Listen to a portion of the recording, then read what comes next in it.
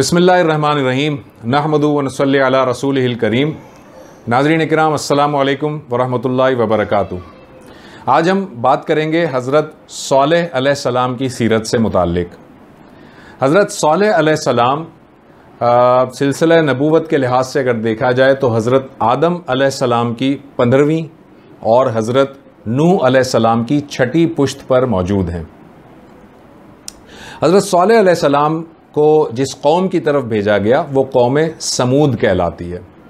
चुनाचे अल्लाह ताला कुरान मजीद में सूरह शोरा के अंदर अल्लाह ताला फरमाता है, कौम समूद ने भी पैगंबरों को झुटलाया। उनके भाई सालेह ने उनसे फरमाया कि क्या तुम अल्लाह से नहीं डरते? मैं तुम्हारी तरफ अल्लाह का अमानतदार पैगंबर हूँ। यानी ये समूद की तरफ भेजे गए थे और सालेह अलैहिस्सलाम की कौम भी हज़रत सालेह अलैहिस्सलाम को उसी तरह झुटला रही थी जिस तरह के हज़रत हूद अलैहिस्सलाम की कौम ने उनको झुटलाया, जो कि आदे ऊला थी, और जिस तरह के हज़रत नूह अलैहिस्सलाम की कौम ने उनको झुटलाया था। नाज़रीन, आपको याद होगा हज़रत हूद अलैहिस्सलाम के वाक़े में मैंने आपको बताया था कि ये कौम हज़र मौत में रहा करती थी। मैं हूद अलैहिस्सलाम की बात कर रहा हूँ। उनकी कौम हज़र मौत में रहा करती थी, जो ओमान और यमन के दरमियान का इलाका है, और वो आदे ऊला का उसको कहते थे, कौम आद कहते थे या आदे ऊला कहते थे। उन्हीं के जो लोग थे, जो अहले ईमान जो बचा लिए गए थे, वो जब आगे नस्ल बढ़ती है तो वही लोग उन्हीं की औलाद में से ये आदे सानिया है या आदे सानी है, और यही आदे सानी दरअसल कौम समूद है जिसकी तरफ हज़रत सालेह अलैहिस्सलाम भेजे गए। तो गोया यूँ समझ लीजिए कि हज़रत सालेह अलैहिस्सलाम जिस कौम की तरफ भेजे गए, ये वही कौम थी जो हज़रत हूद अलैहिस्सलाम की कौम थी। उस वक्त उनको आदे ऊला कहते थे और बाद में उन्हें आदे सानी या कौम समूद कहते हैं। एक दूसरी बात यहाँ याद रख लीजिए, आपके सामने मैंने एक मैप रखा है। इस मैप में आप देखें, आपको ओमान नज़र आ रहा है, आपको यमन नज़र आ रहा है, और यहाँ पर ये जो आपको निशान नज़र आ रहा है, ये निशान हज़र मौत का है, जहाँ पर हज़रत हूद अलैहिस्सलाम की कौम आद या आदे ऊला रहा करती थी। हज़रत हूद अलैहिस्सलाम की कौम पर जो अज़ाब आया, उसके बाद जो अहले ईमान बचा लिए गए, उनमें से कुछ तो यहीं रह गए और कुछ माइग्रेट करके आपको इस मैप में नज़र आ रहा है एक इलाका जो अल उला लिखा हुआ है। इस अल उला वाले इलाके में चले गए। ये अल उला उस ज़माने में अल हिजर कहलाता था। अल हिजर का मतलब होता है चट्टानों का मकाम, चट्टानों का शहर, सारी चट्टानें ही चट्टानें हैं वहाँ पर, तो इसको अल हिजर कहते थे, और इंग्लिश में इसे हैगरा कहते हैं। ये जो हैगरा है, इस जगह पर कौम समूद आकर आबाद हुई, और चूँकि यहाँ पर हज़रत सालेह अलैहिस्सलाम को अल्लाह ताला ने भेजा, इस वजह से इस इलाके को मदाइन सालेह भी कहते हैं। मदाइन सालेह का मतलब सिटीज़ ऑफ सालेह। तो ये कौम आद ही है जो कि आदे सानी है, और इसके पास भी वही खुसूसियात थीं, बल्कि अपने जो असलाफ हैं उनसे कुछ ग्रूम हो चुके थे, कुछ बढ़ चुके थे, और ये पहाड़ों की चट्टानों में और बड़ी सख्त चट्टानों में बहुत बड़े बड़े मकाबिर बनाया करते थे, बहुत बड़े बड़े महलात बनाया करते थे, बहुत बड़े बड़े घर बनाया करते थे। और एक और बात आपको इसी मैप के अंदर मैं दोबारा ले जाता हूँ और यहाँ दिखाऊं कि आपको यहाँ पर सऊदी अरेबिया के अंदर तो ये अल उला सिटी नज़र आ रहा है। अल उला इसका आज का नाम है, अदरवाइज़ इसका नाम अल हिजर या हैगरा है। लेकिन आप देखें जॉर्डन भी नज़र आ रहा है, और जॉर्डन में एक आपको पॉइंट नज़र आ रहा है पेट्रा। ये पेट्रा जो है, इसके बारे में आर्कियोलॉजिस्ट ये कहते हैं पेट्रा के खंडरात को देखकर कि पेट्रा दरअसल ये कौम समूद ही के शहर है, बल्कि कौम समूद उस इलाके में रहती थी जो कि सऊदी अरेबिया के शुमाल और जॉर्डन के जुनूब में एक बहुत बड़ा जो एरिया है उसके अंदर ये पूरी कौम रहती थी, और पेट्रा इनका कैपिटल था उस ज़माने में। एक और बात आपको बताते चलें कि तौरात में हज़रत सालेह अलैहिस्सलाम का कोई जिक्र नहीं है। तौरात इससे बिल्कुल खाली है। حضرت صالح علیہ السلام کا تذکرہ صرف قرآن مجید ہی میں ہمیں ملتا ہے، اور وہیں سے پتہ چلتا ہے کہ حضرت صالح علیہ السلام بھی اللہ تعالیٰ کے پیغمبر تھے اور قوم سمود کی جانب آپ کو بھیجا گیا تھا۔ اچھا، یہ جو بات ہے کہ جو مدائن صالح یا الحجر کا جو علاقہ ہے وہاں پر قوم سمود بستی تھی، اور ایک جارڈن میں ایک پیٹرا ہے، اس کے بارے میں آرکیولوجسٹ کی دو تھیوریز ہیں۔ ایک تھیوری تو یہ ہے کہ یہ پیٹرا اصل میں قوم سمود ہی کا کیپٹل تھا، اور دوسری تھیوری یہ ہے کہ پیٹرا بالکل الگ تھا اور سمود الگ تھے۔ لیکن یہ جو دوسری تھیوری ہے یہ بڑی کمزور ہے، اور زیادہ تر آرکیولوجسٹ اسی بات پر متفق ہیں کہ قوم سمود دراصل الحجر کے علاقے میں بھی رہتی تھی، پیٹرا میں بھی رہتی تھی، اور یہ پورا کا پورا علاقہ قوم سمود کا تھا، اور جب اللہ تعالیٰ کی طرف سے عذاب آیا تو اس پورے علاقے میں عذاب آیا۔ اور یہ جو بات ہے، یہ جو تھیوری ہے کہ پورا کا پورا علاقہ قوم سمود کا تھا، اس کے بارے میں میں آپ کو کچھ اوتھینٹک نیوز کلپ دکھاتا ہوں۔ آپ کے سامنے اس وقت BBC نیوز کی یہ ایک کلپ موجود ہے۔ اس میں لکھا ہوا ہے while the Nabateans ruled their empire from the stunning city of Petra in Jordan, they made Hagra, the modern Madain Saleh, in Al-Ula, their second capital. BBC news یہ کہہ رہا ہے کہ یہ پورا کے پورے جو نباتین جو قوم تھی وہ رہتی تھی پیٹرا میں، جارڈن میں، اور پھر انہوں نے یہ ال-الا سٹی بھی بنایا جو کہ ان کا نیکسٹ کیپٹل ہے۔ اس کا مطلب اس نیوز سے کم از کم یہ پتہ چلتا ہے کہ فرسٹ کیپٹل پیٹرا تھا، نیکسٹ کیپٹل یہ مدائن صالح یا الحجر ہوا۔ یہ ایک نیوز ہے، یہ BBC کی نیوز ہے۔ اور یہاں پر یہ بھی بتا دیں کہ یہ جو نباتین قوم ہے اس کے بارے میں بھی ہمارے جو مورخین ہیں وہ یہی کہتے ہیں کہ یہ جو سمود ہے، عربی میں ہم جسے قوم سمود کہتے ہیں، وہ دراصل نباتین قوم ہی تھی جو کہ عربی کے لحاظ سے الانبات کہلاتی ہے۔ ایک دوسری کلپ آپ کو میں دکھاتا ہوں، یہ مدائن پروجیکٹ سے ریلیٹڈ ایک وہ ہے انویسٹیگیشن ایجنسی ہے یا ریسرچ کلب ہے، اس نے یہ ریسرچ کی ہے، اور اس نے دیکھیں یہاں پہ بتایا ہے they are most famous for the magnificence of their capital city of Petra which has rightly been chosen one of the modern 7 wonders of the world۔ اس نے بھی یہی کہا ہے کہ یہ جو مدائن صالح ہے اس کا جو کیپٹل ہے وہ پیٹرا ہے۔ اسی طرح سے یہاں پر ایک اور آپ کے سامنے میں نے نیوز کلپ رکھی ہے جو کہ دی مسلم ٹائمز کی ہے، اور اس میں دیکھیں یہاں ہیڈنگ لگی ہوئی ہے دا تھامود، پھر لکھا ہے پیٹرا اینڈ مدائن صالح۔ دا تھامود جو انگلش میں ہے، تھامود کا مطلب عربی میں سمود ہے، تو اس نیوز کلپ میں بتایا گیا کہ دا تھامود یعنی سمود جو تھے وہ پیٹرا اینڈ مدائن صالح یہ دونوں کے اندر یہ تھامود رہا کرتے تھے۔ اسی طرح سے ایک عرب ویکلی ہے، اس کا ایک پورا آرٹیکل ہے اس کے بارے میں جو کہ یہ بتاتا ہے کہ پیٹرا کیا تھا اور مدائن صالح کیا تھا اور قوم سمود کیا تھی۔ ایک اور بات آپ کو بتاتے چلیں کہ مدائن صالح کو عالمی ورثہ قرار دیا ہے یونیسکو نے، اور پیٹرا کو ونڈرز آف دا ورلڈ میں سے شامل کیا گیا ہے۔ یعنی اس سے پتہ چلتا ہے کہ قوم سمود کیسی قوم تھی اور کتنا ان کا جو کنسٹرکشن مائنڈ تھا، اور جس طرح سے وہ کنسٹرکٹ کرتے تھے، اتنا بیوٹیفلی کنسٹرکٹ کرتے تھے سٹی کو کہ جو کہ ایسی قوم آج تک پیدا نہیں ہوئی۔ پانی کے انہوں نے ریزروائر جمع کیے ہوئے تھے، بہت سارے اس علاقے میں کنویں موجود ہیں جو کہ اب تو خشک ہو گئے ہیں، وہاں پر 30 کے قریب کنویں موجود ہیں، اور وہ کنویں اس طرح سے ہیں کہ وہ پانی ان میں سے نکلتا بھی تھا، اور وہ ایک طرح سے انہوں نے ریزروائر کے طور پر بھی بنایا تھا، اور انہوں نے باقاعدہ اس طرح کنسٹرکشن کی تھی کہ جب بارش کا پانی آتا تھا تو وہ مختلف کینالز کے ذریعے سے ریزروائر کے اندر جمع ہو جاتا تھا۔ حضرت صالح علیہ السلام جب اپنی قوم کی طرف گئے تو ان کو کہا کہ میری قوم کے لوگوں تم بت پرستی چھوڑ دو۔ ان کی قوم کے لوگ بہت سارے جرائم میں ملوث تھی، وہاں پر فحاشی اور عریانی بھی تھی، وہاں پر فراڈ اور دھوکہ بھی تھا، لیکن جو بڑے جرائم تھے وہ دو تھے۔ وہ دو کیا تھے؟ ایک تو یہ کہ وہ شرک کرتے تھے، وہ اللہ تعالیٰ کو توحید کو چھوڑ کر بتوں کی پوجا کرتے تھے، اور دوسری بات وہ آخرت کے منکر تھے۔ وہ کہتے تھے کہ ہمیں مرنے کے بعد نہیں اٹھایا جائے گا، ہم جب مر جائیں گے تو مٹی میں مل جائیں گے اور بس یہی ہماری زندگی ہے۔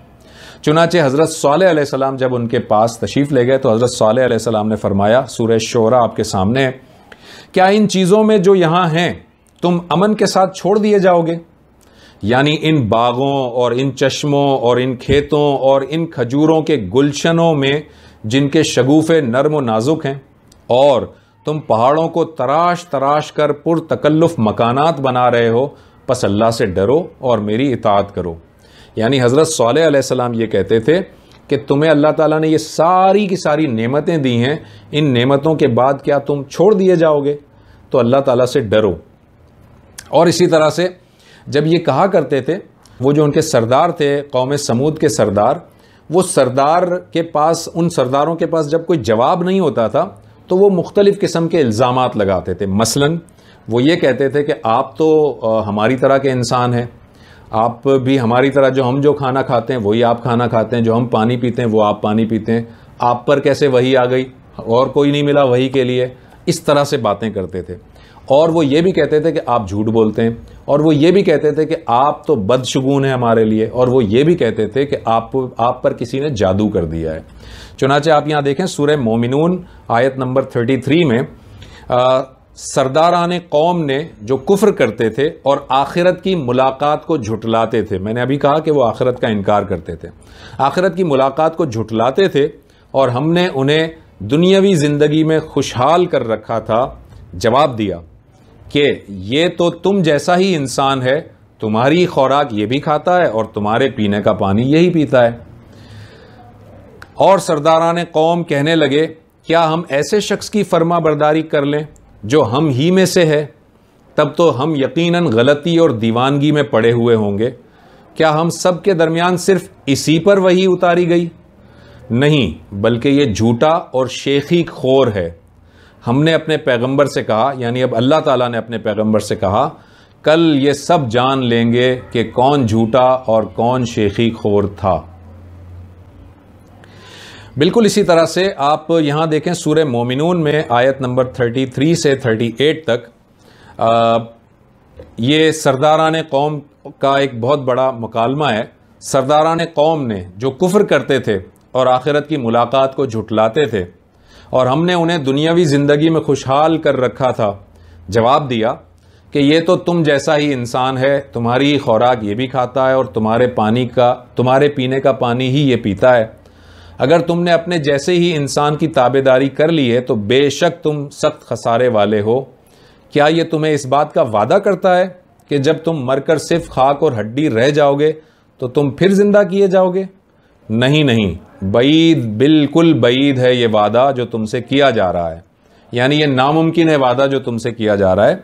زندگی تو صرف دنیا کی ہی زندگی ہے، ہم مرتے جیتے رہتے ہیں، اور یہ نہیں ہوگا کہ ہم پھر اٹھائے جائیں گے۔ یہ تو بس ایسا شخص ہے جس نے اللہ پر جھوٹ بہتان باندھ لیا ہے، ہم تو اس پر ایمان لانے والے نہیں ہیں۔ یہ ساری باتیں وہ حضرت صالح علیہ السلام سے کرتے تھے، اور صالح علیہ السلام جواب میں یہ کہتے تھے کہ دیکھو میں تمہیں جھوٹ کیوں بولوں گا؟ اگر میں تمہیں جھوٹ بولوں، میرا کوئی دنیاوی فائدہ ہو، میرے کوئی غرض ہو تو میں تمہیں جھوٹ بولوں؟ میری اجرت تو اللہ تعالیٰ کے پاس ہے، میں تم سے کچھ مانگ تو نہیں رہا، تو میں تم سے جھوٹ کیوں بولوں گا؟ حضرت صالح علیہ السلام سورہ شعراء میں اللہ تعالیٰ فرماتا ہے، صالح علیہ السلام نے اپنی قوم سے کہا، میں اس پر تم سے کوئی اجرت نہیں مانگتا، میری اجرت تو بس پروردگار عالم پر ہی ہے۔ اچھا، یہ جب ساری باتیں ہو رہی تھیں تو حضرت صالح علیہ السلام کی جو قوم تھی نا، انہوں نے یہ کہا کہ اے صالح، تم کیسی باتیں کرتے ہو؟ یہ ساری کی ساری جو باتیں تم کر رہے ہو، ہمیں تو تم سے بڑی امیدیں تھیں، ہم تو سمجھ رہے تھے کہ تم تو اس قوم کا نام روشن کرو گے، تم تو اپنے باپ دادا کا نام روشن کرو گے، تم نے تو یہ کیا کر دیا؟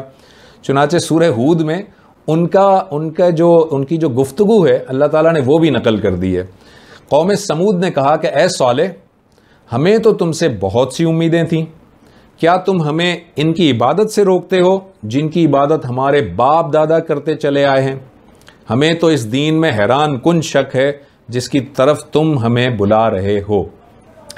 یہ وہ سارا کا سارا سنیریو ہے جو میں نے آپ کے سامنے رکھا کہ وہ قوم بت پرستی بھی کر رہی تھی، آخرت کو بھی جھٹلا رہی تھی، صالح علیہ السلام کو طعنے بھی دیتی تھی، طنز بھی کرتی تھی، اور اس کے باوجود صالح علیہ السلام بڑے صبر کے ساتھ اور بڑے تحمل کے ساتھ اپنی قوم کو دعوت دیے چلے جا رہے تھے۔ یہاں پر ایک اور بات بتا دیں کہ میں نے جیسے کہ کہا کہ یہ قوم بھی بت پرستی کرتی تھی، ان کے بہت سارے بت تھے، اور میں چند ایک بت آپ کے سامنے رکھتا ہوں جو کہ وہاں پر مدائن صالح کے کھنڈرات سے ہی ہمیں ملے ہیں۔ یہ آپ پکچر دیکھ سکتے ہیں، یہ ایک بت ہے جو اصل میں ایک عورت کا بت ہے، اور اس کی وہ پوجا کیا کرتے تھے، اور مختلف بلکہ دیوی اور دیوتاؤں کی پوجا کرتے تھے، جن میں سے ایک یہ بت ہے۔ اس کے علاوہ کچھ اور چھوٹے بت آپ کے سامنے ہیں جو کہ پتھروں کی چٹانوں پر تراش کر بنائے گئے ہیں۔ اس کے علاوہ یہ کچھ اور مختلف قسم کے بت ہیں جو کہ چھوٹے چھوٹے مختلف گھروں کے اندر رکھے جاتے تھے عبادت کی غرض سے۔ یہ مختلف بت ہیں، اور ان میں سارے کے سارے بت الگ الگ مشکلات کو حل کرنے کے مختار سمجھے جاتے تھے۔ کوئی بارش برسانے کے لیے ہوتا تھا، کوئی رزق دینے کے لیے ہوتا تھا، کوئی کاروبار کے لیے ہوتا تھا، کوئی اولاد کے لیے ہوتا تھا۔ یہ مختلف بت ہیں ان کے۔ اسی طرح سے آپ یہاں پر دیکھیں کہ جب یہ کوئی محل بناتے تھے، جب یہ کوئی مقبرہ بناتے تھے، تو ان مقبروں کے اوپر بھی یہ بت تراشتے تھے، اور اس کی وجہ یہ تھی کہ یہ خوش بختی کی علامت سمجھی جاتی تھی، نمبر 1۔ نمبر 2 یہ طاقت کی علامت سمجھی جاتی تھی۔